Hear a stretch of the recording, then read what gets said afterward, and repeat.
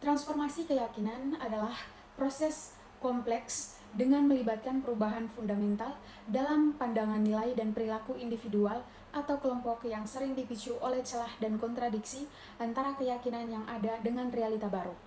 Dalam era globalisasi dan perubahan sosial yang cepat, merubah keyakinan menjadi penting untuk mengatasi tantangan seperti polaritas budaya, konflik psikologi, dan ketidaksetaraan. Misalnya, keyakinan tentang norma gender atau identitas rasial dapat bertentangan dengan nilai-nilai kesetaraan modern, menciptakan kebutuhan untuk transformasi yang adaptif. Transformasi keyakinan sama dengan perubahan mendasar pada nilai dan perilaku. Yang pertama, dipicu celah antara keyakinan lama dan realita baru. Yang kedua, model ruptur atau drastis, intensitisel atau bertahap, dan simbiosis atau integratif. Narasi dan CBT membantu mengubah keyakinan tidak adaptif. Ada 4 poin penting dalam mengubah keyakinan. Yang pertama, batasan, celah, dan kontradiksi dalam perubahan keyakinan. Yang kedua, strategi transformasi. Yang ketiga, mekanisme mengubah keyakinan. Dan yang keempat, metode transformasi ada ruptur, intensitial, dan simbiosis. Batasan dan celah kontradiksi dalam merubah keyakinan.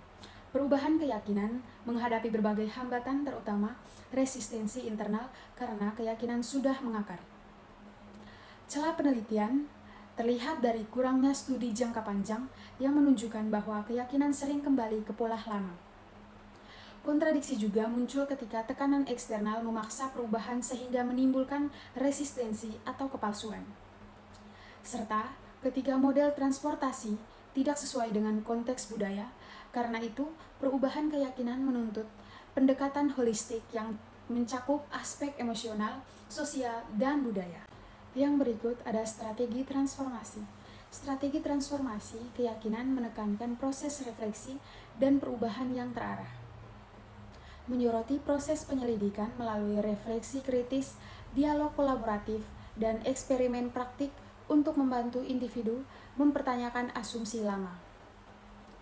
Menambah strategi berbasis motivasi seperti penguatan positif dan penetapan tujuan relasi. Sementara itu, Ball dan Cohen menekankan pentingnya refleksi mendalam terhadap praktik, terutama dalam konteks pendidikan. Secara keseluruhan, strategi ini efektif bila didukung lingkungan yang kondusif seperti komunitas belajar atau mentor. Yang berikut ada mekanisme mengubah keyakinan. Mekanisme merubah keyakinan terjadi melalui disonansi kognitif, yaitu konflik antara keyakinan lama dan informasi baru yang mendorong revisi. Proses ini diperkuat oleh pengalaman langsung yang menantang pandangan sebelumnya. Dialog dan umpan balik juga membantu individu membentuk dan menegaskan keyakinan baru. Perubahan tidak terjadi secara instan dan membutuhkan pengulangan serta penguatan agar tidak kembali ke keyakinan lama. Yang berikut ada model transformasi, yaitu ada ruptur, interstitial, dan simbiosis. Yang pertama, ruptur adalah perubahan mendadak akibat krisis yang menghancurkan keyakinan lama cepat namun berisiko tinggi. Yang kedua, interstitial, berlangsung secara bertahap melalui ruang transisi, membangun keyakinan baru di antara yang lama sehingga lebih stabil dan tidak traumatis. Yang ketiga ada simbiosis, menggabungkan keyakinan lama dan baru secara harmonis, memungkinkan perubahan yang lebih natural, namun membutuhkan waktu dan fleksibilitas. Yang berikut ada kesimpulan dan saran. Kesimpulan, transformasi keyakinan terjadi melalui interaksi faktor kognitif, emosional, dan sosial. Perubahan dapat dipicu oleh disonansi kognitif, pengalaman emosional atau spiritual, serta bukti baru yang menantang keyakinan lama. Meskipun keyakinan yang kuat cenderung stabil, perubahan tetap mungkin terjadi melalui refleksi dialog dan pengalaman langsung, bukan paksaan.